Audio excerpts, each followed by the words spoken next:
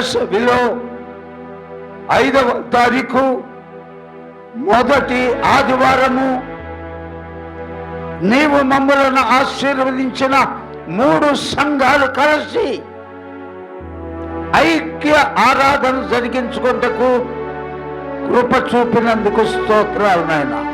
ఈరోజు వాక్యము ద్వారా మాతో మాట్లాడమని మమ్మలందరినీ మా ప్రాణాత్మ శరీరములు మీ పరిశుద్ధ హస్తాలకు సమర్పించుకుంటూ ఘనత మహిమ ప్రభావములు మీకే ఆరోపిస్తూ ఈ మా మనవులన్నీ యేసయ్య నామములో పొంది ఉన్నాము పరమ తండ్రి. ఆమేన్.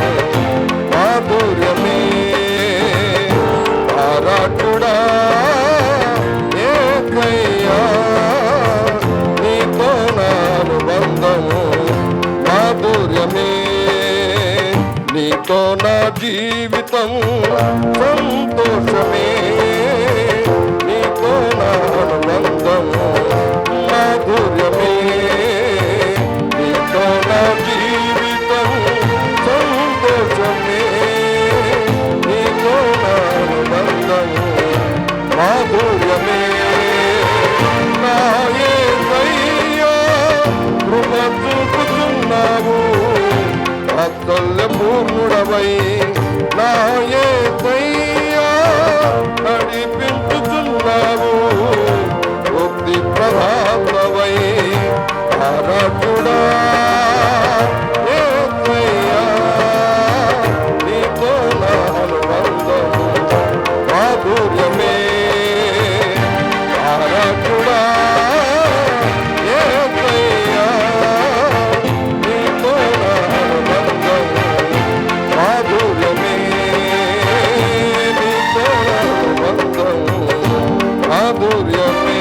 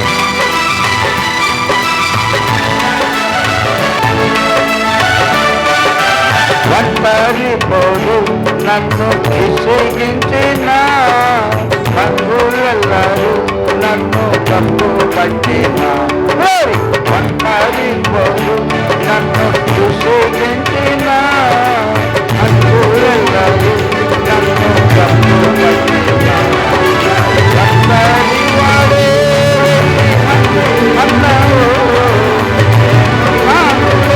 భయపడుతున్నావు.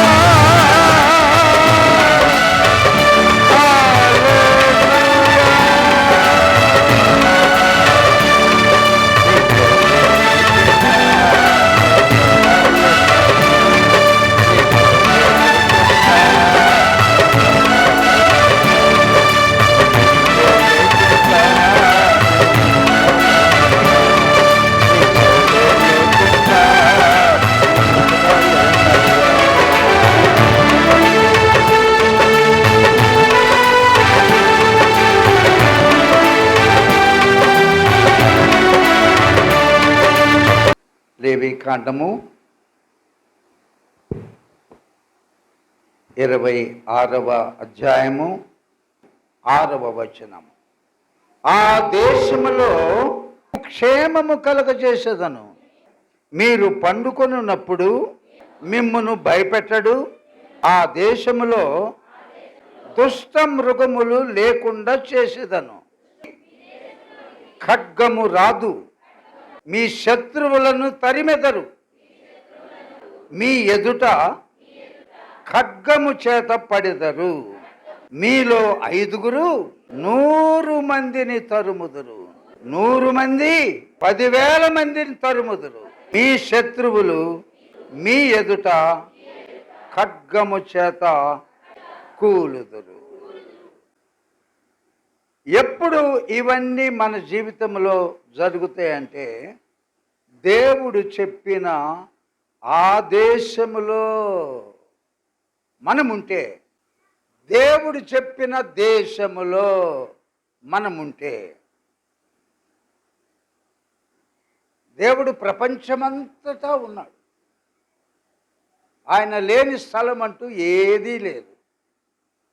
మనకు క్షేమము కావాలి అంటే కొన్ని స్థలాలలో మనలను ఉండండి నా బిడ్డలారా అని ఆయన చెప్తున్న దేశము ఇశ్రాయేలు దేశం అని కాదు, ప్రత్యేకంగా యెరూషలేమని, అంతకంటే కాదు.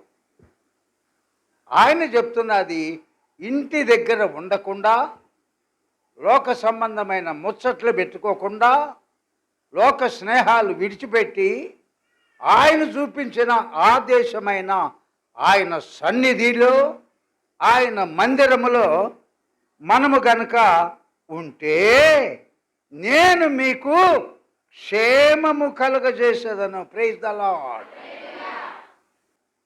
ఆ దేశములో, ఏ దేశములో? బర్మానా, జపానా, ఇండోనేషియానా అని కాదు, నేను చెప్పే స్థలములో, నేను చెప్తున్న ప్రకారము, నా మాట ప్రకారము ప్రార్థనా జీవితంలో మీరుంటే, సన్నిధిలో మీరు బ్రతికితే, సహవాసము కలిగి ఉంటే, నియామక ప్రార్థనలు ఖచ్చితంగా హాజరైతే, కన్నీటి ప్రార్థన ఉంటే, విజ్ఞాపన ప్రార్థన ఉంటే, కృతజ్ఞత హృదయములు ఉంటే, ఆ దేశంలో నేను ఏం చేస్తానంటున్నాడు దేవుడు? మనకు ఏమిస్తానంటున్నాడు? అందరు చెప్పండి అమ్మా. క్షేమము కలుగ చేస్తా. యూదా దేశపు బెత్లెహేములో ఎలీమెలెకు, నయోమి, మహ్లోను, కిల్యోను అనే ఒక చక్కని కుటుంబం ఉంది. యూదా దేశపు బెత్లెహేమా, ఆ బెత్లెహేములోనే మన ఆరాధ్య దైవమైన ప్రభు అయిన యేసుక్రీస్తు వారు జన్మించారు. ఆ బెత్లెహేములోనే దేవునికి అత్యంత ప్రియుడు, ఆయన హృదయానుసారుడైన దావీదు జన్మించిన స్థలం కూడా బెత్లెహేమే. బెత్లెహేమ్ అనగా రొట్టెల ఇల్లు. Praise the Lord. మీకు వందనాలమ్మా. సమృద్ధి ఆహారము అని అర్థం. పరీక్ష కొరకు కొన్నిసార్లు మన మీదకి దేవుడు ఎంత మట్టుకు నువ్వు స్థిరంగా నా బిడ్డగా బతుకుతున్నావో లేదోనని పరీక్షించడం కొరకు మనందరికీ ఒక్కొక్క మారు ఒక్కొక్క రకమైన పరీక్ష పెడతా ఉంటాడు. విశ్వాసిని అని చెప్పుకుంటారు కదా, నేను క్రైస్తవుణ్ణి అని చెప్పుకుంటారు కదా, అబ్బో నేను బహుప్రార్థనా పరుడిని అని చెప్పుకుంటారు కదా, నీ ఎంత స్థిరమైన జీవితం అండి అని అంటూ ఉంటాం కదా. ఇది ఎంతవరకు నిజమని తోటి వారం అందరం బలి అనుకుంటాం. క్రీస్తును నువ్వు నమ్మిన వెంటనే పట్టుకున్నంత బంగారం కాదు, ఒక్కొక్కసారి ఇనపరేకులు కూడా వస్తాయి చేతికి. దానికి దీనికి సిద్ధపడి ఉండాల. కొండలు కలిగిన దేశము, లోయలు కూడా కలిగిన దేశము, ఆకాశపు వర్షము తాగుతుంది, అన్నిటికీ సిద్ధపడే మందిరానికి రావాలా.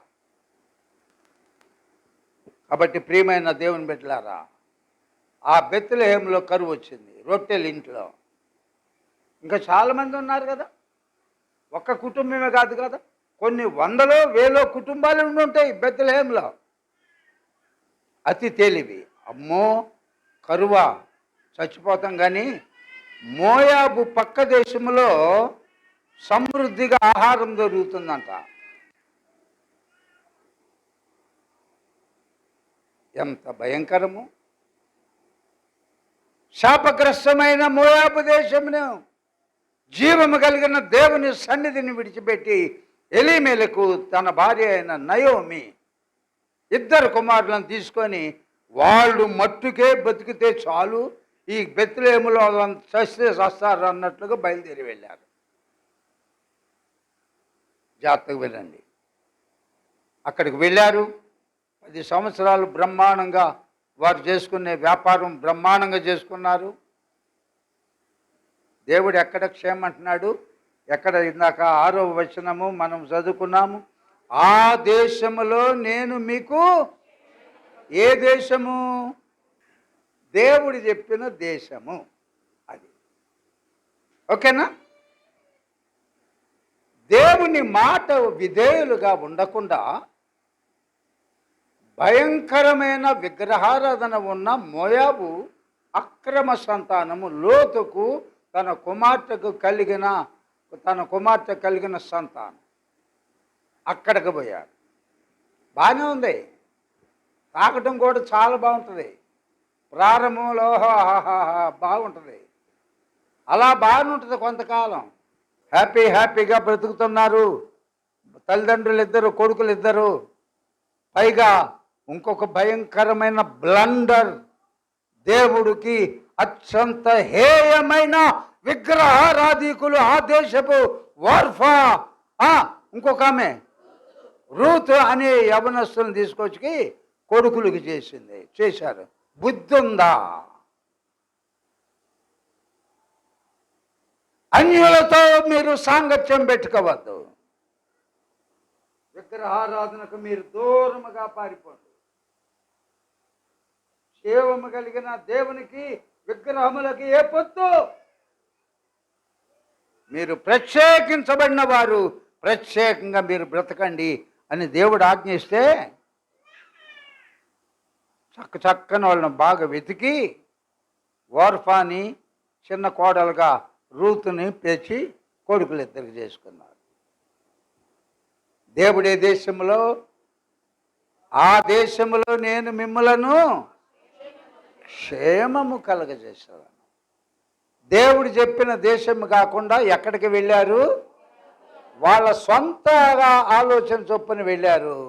ఎలీమెలకు చచ్చిపోయాడు, తర్వాత మహలోను చచ్చిపోయాడు, తర్వాత కిలియోను చచ్చిపోయాడు.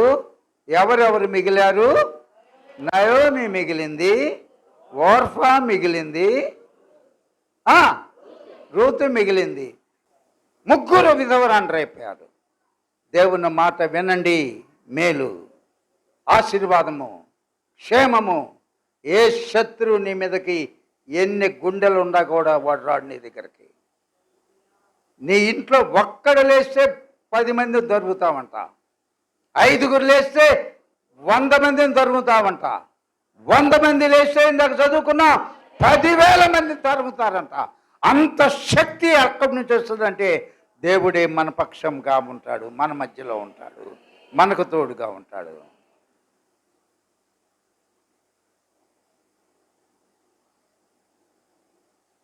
ఇక చాలా పుట్టెడు దుఃఖంతో నయోమి కోడలిద్దరిని పిలిచి, అమ్మా, దేవుడు నాకు చాలా అన్యాయం చేశాడు అనొచ్చా? దేవుడు చేశాడు అన్యాయం, ఆమె చేసుకుందా?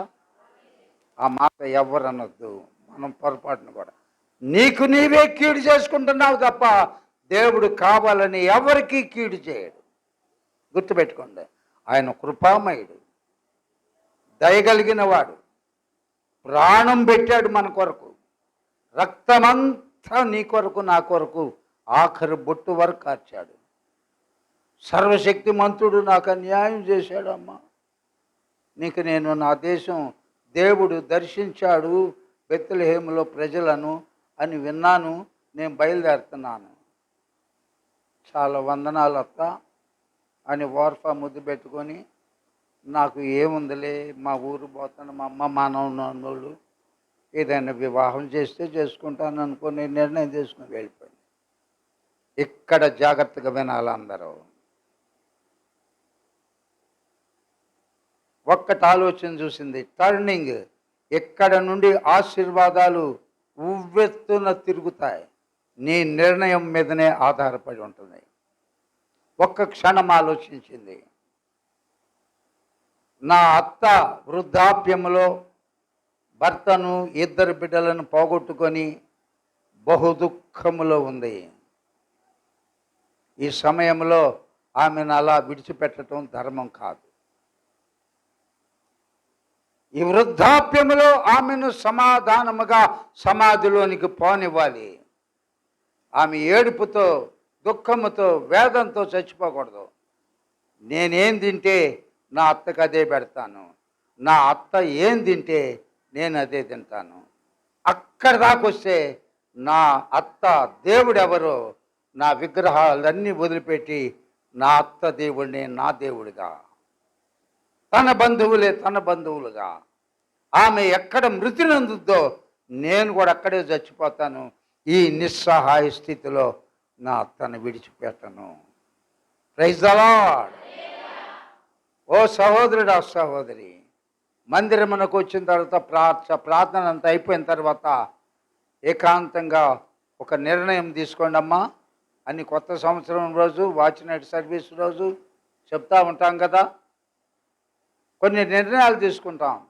ఆ నిర్ణయమునకు కట్టుబడి ఉంటే ఆ సంవత్సరం దేవుడు నీకు ఇచ్చిన వాగ్దానాలు అంతర్లుగా కుమ్మరింపు నీ మీద జరుగును. ఏ స్థితిలోనైనా సంతృప్తి కలిగి ఉండాలి అని బైబిల్లో ఉంది. రోజు ఈ వాక్యంలో ఇది నేర్చుకోవాలి మనం. దేవుడు ఒకసారి సమృద్ధినిస్తాడు, నిన్ను పరీక్షించడం కొన్నిసార్లు ఏమీ లేకుండా చేస్తాడు. అప్పుడు కృతజ్ఞత లేని వారముగా ఉండకూడదు, ఇప్పుడు సనగకూడదు, గొనకూడదు. అన్ని పరిస్థితుల్లో ఒకేలాగా నీకు స్తోత్రం, నీవు ఎరగకుండా నాకు ఈ కష్టాలు నాకు రాలేదు, నీకు అనుమతి లేకుండా నాకు ఈ రోగం రాలేదు, నీ అనుమతి లేకుండా నాకు మధ్యలో భార్యాభర్తల మధ్య కలహము రాలేదు, నువ్వే అంగీకరించావు నన్ను పరీక్ష చేయటానికి, నేను నీ కుమార్తెను, నేను నీ కుమారుని అని దీన స్థితి అందును, సంపన్న స్థితి అందును. నేను ఎప్పుడు ప్రార్థనలో చెప్తాను, 32 సంవత్సరాల్లో 4-వీలర్ అడిగితే ప్రభు ఎంతవరకు ఇవ్వలేదు. నిన్న ప్రార్థనలో కూడా చేసే, ప్రభు ఇంకెంతకాలం పరీక్ష చేస్తావు, ఇయ్యవా, ఇకపోతే నీకు స్తోత్రం, ఆటోలో తిరుగుతాను, నన్ను పిలిచింది నీ సేవ చేయమని, అది చేస్తాను చాలు, సావేదాక సచ్చే వరకు నీ కోసమే బ్రతుకుతా. 4-వీలర్ ఇస్తే నీకు స్తోత్రం, ఇవ్వకపోయినా నీకు స్తోత్రం. అది దీన స్థితి, సైకిల్ మీద నడిచిపోవటం. సంపన్న స్థితి, ఏసన్న గారు విమానాలు కొన్ని దేశాలే తిరిగాడు. నేను నడక బండారుపల్లి బండి దిగటం, బండారుపల్లిలో గుండా గరికపాడు నడిచిపోవటం, బస్సు మిస్ అయితే పొన్నికలు నడిచిపోవటం, అక్కడ మిస్ అయితే దేవరపల్లి అదేదో ఊరు ఉంది అక్కడికి నడిచి రావటం, వరదలు వస్తే అక్కడి నుంచి గుంటూరు జేకేసీ కాలేజ్ దాకా త్రూఅవుట్ గరికపాడు నుండి గుంటూరు నడిచి రావటం. గొనిగానా శనిగానా? అది క్రైస్తవుడు విశ్వాసి అంటే దేన స్థితి అయినా నీకు స్తోత్రం అనాలి, సంపన్న స్థితి అయినా నీకు స్తోత్రం అనాలి. అటువంటి మనసు కలిగింది రూతు. హత్తుకొని వచ్చింది, అత్తని వచ్చింది, పొలాలకు పోయింది, పరిగేరుకొని వచ్చింది. ఎవరన్నా పేలాలు తీస్తే సగం తిని సగం పేలాలు అత్తకు తీసుకొచ్చింది. ఒక గ్లాసు నీళ్ళు తాగితే ఇంకో గ్లాసు అత్తగా తీసుకొచ్చి ఇచ్చింది. కంటి పాపలాగా చూసుకుంది. అలాగూ దేవుడు పరీక్షించి పరీక్షించి ఆ 100 ఎకరాల బోయజునకు భార్యగా ఈమెను ఓనర్గా చేశాడు. దేవుని స్తోత్రం. పరీక్షలో నెక్కింది. వర్ఫా వాళ్ళ ఇంటికి పోయి ఇంకొకరిని చేసుకొని గడ్డి బీగటానికి పోయి ఉంటుంది. ఈమెమైంది? పేలాలతో సంతృప్తి పొందింది, వేట మాంసం తిని సంతృప్తి పొందింది. అప్పుడు ఒకే మనసు, ఈ పేలాలు తినేటప్పుడు కూడా ఒకే మనసు. అలా ఉండాలా దేవుని బిడ్డలైన మనం అంటే. ఇంకొక వ్యక్తిని జ్ఞాపకం చేయనా? తప్పిపోయిన కుమారుడు. రిఫరెన్స్ చెప్పట్లా, ఇందాక రూతు గ్రంథం అన్నట్టే. తప్పిపోయిన కుమారుడు, వాడికి ఏం రోగం? చాలా ఆస్తిపాస్తులు కలిగిన తండ్రి ఉన్నాడు, 2 కుమారులు ఉన్నారు. ఈ మధ్య ఒక జోక్ చదివమ్మా, 2 అక్క చెల్లెళ్ళు ఎటువంటి పరిస్థితుల్లోనే కలిసిమెలిసి ఉండగలరంట, 2 అన్నదమ్ములు మాత్రం కలిసి ఉండలేరంట. ఏం రోగమో వాళ్ళకు అర్థం కాదు. ఎందుకంటే ఎక్కువ మంది ఆడవాళ్ళు ఉన్నారు కాబట్టి చెప్తే ఇంకా నన్ను ఏముండా ఉంది, అందుకే చెప్పను. 2 మగవాళ్ళకి అన్నదమ్ములకు బరదంట. కారణం ఒకటి ఉంది, 2 అక్క చెల్లెళ్ళు మాత్రం బ్రహ్మాండంగా ఎప్పుడు కలిసిమెలిసే ఉంటారంట, కష్టమైన నష్టమైన సుఖమైన. అలాగా 2 అన్నలు ఉన్నారు. వీడికి చిన్నప్పటి నుంచి అన్ని అలవాట్లు అలవర్చినాయి. డాడీ ఒక 15 రూపాయలు ఇవ్వమంటే ఇస్తాడు, 50 ఇవ్వమంటే ఇవ్వగలడు. ఆ స్తోమత కలిగిన ఐశ్వర్యవంతుడు. అలా ఇస్తూ ఇస్తూ ఇస్తూ ఇస్తూ ఉండగా మాటికి డాడీ నేటి ఊరక 15 రూపాయలు 20 రూపాయలు నా ఆస్తి నాకు పంచు అన్నాడు. దేవుని ఆజ్ఞ. ఇంకొకసారి కీవర్డ్ మళ్ళీ మిమ్మల్ని అడుగుతున్నాను, ఎక్కడుంటే దేవుడు క్షేమం ఇస్తానన్నాడు? దేవుడు చెప్పిన ఆదేశంలో. అందరు చెప్పలా? దేవుడు చెప్పిన అదే ప్రార్థనా జీవితంలో స్టాండర్డ్గా ఉన్నావా? నీకు ఎంత క్షేమమో, గుండెల మీద ఊరికి అట్లా చేయి పెట్టుకొని నిద్రపో, ఆయన ఉంటాడు నీ చుట్టూ. నీ పిండి పిసుకు తొట్టి అమ్మా, నీ పిండి పిసుకు తొట్టి ఎన్నడూ ఖాళీ అవ్వదు. ఎప్పుడు నీ గిన్నె నిండి పొర్లే అనుభవమే. ఎందుకు? దేవుడు చెప్పిన ఆ స్థితిలో ఆదేశములో మనం ఉన్నాం కాబట్టి, ఆ బాటలో నడుస్తున్నాం కాబట్టి. అందరికి అర్థమైతే బిగ్గరగా ఒకసారి స్తోత్రాలు చెప్పుదాం. Praise the lord. అయితే అట్లా కాదులే డాడీ, నా ఆస్తి నా వాటా నాకు పంచు అన్నాడు. అన్నయ్యకింత నీకింత ఇస్తాను కదా. నో, ఏమో నువ్వు చెప్పకుండా మధ్యలో చెప్పిపోతే. అంత తెలివి కలిగిన వాడు అబ్బాయి. పంచు అంటే వీడికి తెలిసి వచ్చుద్ది అనుకున్నాడు. చక్కగా పంచాడు. మొత్తం మూట చుట్టుకొని ఎక్కడికి వెళ్ళాడంట? దూర దేశమునకు వెళ్ళాడు. దేవుడు ఏం చెప్తున్నాడు? ఎక్కడ ఉండమంటున్నాడు? దేవుడు చెప్పిన ఆదేశములో ఉండమంటున్నాడు. ఆ తర్వాత డబ్బులు ఉన్నంతకాలము జల్సాగా కలిసింది. ఇందాక ఎలిమెలకు నయోమి మహలోను కిలియోన్ లాగా వ్యాపారము లావాదేవీలు బ్రహ్మాండంగా ఉన్నాయి. అలా ఉంటుండగానే అట్లాగే మనోడు కూడా జల్సాలు అయిపోయింది.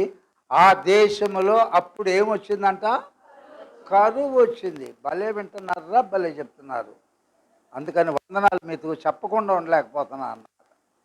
ఆ టైంకే కరువు వచ్చింది. ఉద్యోగం కోసం ఎదుగుతుంటే రా బ్రదర్ భలే దొరికేవరా అని ఒకటి పిలిచాడు. నా దగ్గర పందులు ఉన్నాయి, మేస్తావా? ఏమిస్తావు? ఏమీను, అన్నం పెడతా. కరెక్ట్గా జైల్లో ఉండేవాడికి పెట్టినట్టు కొలగొచ్చి రోజు అన్నం పెడుతున్నాడు. అది జాలకల పాపం కుర్రవాడు. అందుకని పందుల పొట్టు కూడా తిందామనే ఆలోచన వచ్చింది. ఏ దేశంలో ఉంటే క్షేమం ఉండేది? దేవుని మాట ప్రకారము తండ్రి మాట విని తండ్రి దగ్గరే ఉంటే అక్కడ బోల్డ్ మంది పని మనుషులు ఉన్నారు, బోల్డ్ ఆస్తిపాస్తులు ఉన్నాయి, గౌరవించే గణపరిచే పనివారు ఉన్నారు. అయ్యా చిన్నబాబు గారు ఏంటి చప్పట్లు కొట్టారు, నీళ్ళు పెట్టరా స్నానం చేయాలి, అయ్యా 5 నిమిషాల్లో. అక్కడ పందులు కాసే స్థితి. మరలా జ్ఞాపకం చేస్తున్నాను, మీరు అన్నటికీ మర్చిపోకూడదని. దేవుడు చెప్పిన ఆ దేశంలో ఉంటే ఉన్నంత కాలము నీకు క్షేమమే. ఇప్పుడు మిమ్మల్ని అడుగుతున్నాను, బెత్లెహేమును వదిలిపెట్టి ఎలీమెలకు ఆ నయోమి, మహులోను, కిలియోను వెళ్ళి బాగుపడ్డారా? పెద్దగా చెప్పాలా? బాగుపడలేదు. తండ్రిని విడిచిపెట్టి ఆస్తంతా మూట కట్టుకొని వద్దు అని తండ్రి మాట వినకుండా వాడి సొంత ఆలయం నిర్ణయం ప్రకారము వేరే దేశం వెళ్ళినోడు బాగుపడ్డాడా? అప్పుడు బుద్ధి వచ్చిందంట. మనకు కూడా ఎప్పుడు బుద్ధి వచ్చింది? అటువంటి పరిస్థితులు మన జీవితంలో అనుమతిస్తాడు దేవుడు అందరికీ. అప్పుడు బుద్ధి రావాలి.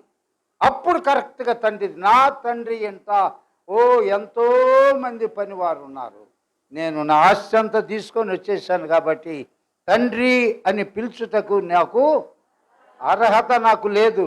కాబట్టి తండ్రి నేను వెళ్ళి ఇలాగూ చెబుదాము దూరము నుండి నిలబడి అని మనసులో అనుకొని, తండ్రి పరలోకమందున్న దేవునికిని నీకును విరోధముగా నేను పాపం చేశాను, తండ్రి అని పిలుచుటకు నాకు అర్హుడను కాను. నీ ఇంట్లో 4 మంది పనివారు ఉన్నారు కదా, నీ పనివారిలో ఒకనిగా నన్ను అందాము అనుకొని బయలుదేరి వచ్చాడు. అనక్కర్లా, నీకు హృదయంలో అటువంటి పశ్చాత్తాపము ఎప్పుడైతే కలుగుతో దేవుడు వెంటనే నిన్ను క్షమిస్తాడు. Praise the Lord. ఆ తలంపులతోటి, మాసిన గడ్డంతో, చిరిగిపోయిన వస్త్రాలతోటి ఎండలో బడి నడుచుకుంటా వస్తుంటే తండ్రి ఎరిగి ఉన్నాడు. నీ స్థితి తెలుసు, నీ స్థితి తెలుసు, నా స్థితి తెలుసు. ఒకనాడు వస్తాడు వీడు, నా కుమారుడు వస్తాడు. పరమును వీడిన ప్రేమ, ధరలో పాపిని వెతికిన ప్రేమ, నిన్ను నన్ను వెతికిన ప్రేమ, పరలోకమును కూడా విడిచిపెట్టి వచ్చేసాడు ఆయన ప్రేమ. నిన్ను నన్ను కరుణించి ముద్దాడి కౌగులించి కన్నీరు తుడిచే. మన దగ్గర పందులు కంపేగా, యేసయ్య రక్తములో కడగబడనంత కాలము పందుల వాసనే కదా మన దగ్గర, దుర్గంధమే కదా, చచ్చిన ఈగబడిన జీవితమే కదా సుగంధ తైలములో. అయినా కానీ మీదబడి కౌగిలించుకొని రేయ్ అనగానే కొత్త చెప్పులు వచ్చేసినాయి. నువ్వు నా కుమారుడివి, పనివాడివి కాదు అనడానికి రాజకుమారునకు గుర్తుగా బంగారు ఉంగరం, తర్వాత విలువైన నూతన వస్త్రాలు ధరింపజేశాడు. కొడుకు తప్పిపోయి పందులు మేపి వాడు వచ్చాడని తండ్రి ఎంతో ప్రేమతో కొత్త చెప్పులు కొనిచ్చి తెప్పించి ఉంగరం దొడిగిచ్చి కొవ్విన దూడను వధించి బ్రహ్మాండంగా చేస్తుంటే వాడి ఇంట్లోకి రావట్లే. ఇంకొకడెవడు అన్న. మనం కూడా ఆత్మలో ఎదుగుతాం. ఎప్పుడు నయోమి చేసిన తప్పు కానీ, ఎప్పుడు తప్పిపోయిన కుమారుడు చేసిన తప్పు కానీ జీవితంలో మరి అన్నడూ మనము ఫేస్ చేయకుండా, ఆ ట్రాప్లో పడకుండా బ్రతికినంతకాలము ఆయన చూపించిన దేశంలో ఉంటూ కృప వెంట కృప పొందుటకు, ఆశీర్వాదముల వెంట ఆశీర్వాదములు మనము, మన బిడ్డలు, వారికి ఇచ్చిన బిడ్డలు మనందరము ప్రభు రాకడ వరకు పొందుకోవటానికి దేవుని యొక్క పరిశుద్ధాత్మ మనందరి మీద సమృద్ధిగా వర్షం వలె కుమ్మరించబడును కాక. ప్రియ పరలోకపు తండ్రి, దేవా తండ్రి అయిన యెహోవా, మహోన్నతమైన సర్వోన్నతమైన సర్వశక్తి కలిగిన నీ నామమునకు నీ కుమారుడు మా ప్రభు మా రక్షకుడు నజరేయుడైన యేసు నామములో 5వ తారీఖు మే మాసములో ఇప్పటి వరకు నీ కృపా హస్తాన్ని మాకు తోడుగా ఉంచి క్షణ క్షణము యేసు క్రీస్తు నామమునకు మహిమ ఘనత కలుగునట్లుగా పరిశుద్ధాత్ముడా ఈ ఆరాధన ఆద్యంతములు జరిగించినందుకు నీకు స్తోత్రాలు. ప్రతి ఒక్కరూ గిన్నె నిండి పొర్లే అనుభవంతో సమాధానముతో వెళ్ళే భాగ్యం దయచేయండి. నీవున్న స్థలములో నాయనా, నీవున్నమన్న దేశములో, నీవున్న దేవుని సన్నిధిలో, నువ్వు చెప్పిన ప్రకారం ప్రార్థన అనుభవంతో పాల్పొంపులు పొందే భాగ్యం దయచేయమని ఈ మా మనవులన్నీ కూడా అతి త్వరలో రాబోతున్న మా ప్రభువును, మా ప్రియరక్షకుడు, నీ ఏకైక కుమారుడు, అన్ని నామముల కన్నా పైనామము యేసు నామములో అడిగినవన్నీ పొందుకొని ఉన్నాము పరమ తండ్రి. మన తండ్రి అయిన దేవుని యొక్క ప్రేమయు, కుమారుడైన యేసు క్రీస్తు యొక్క కృపయు, ఆదరణకర్త పరిశుద్ధాత్మ దేవుని అన్యోన్య సహవాసము ఇది మొదలుకొని సదాకాలము మనకు, మన కుటుంబములకు, బిడ్డలకు తోడై ఉండి నడిపించును గాక. హల్లెలూయా.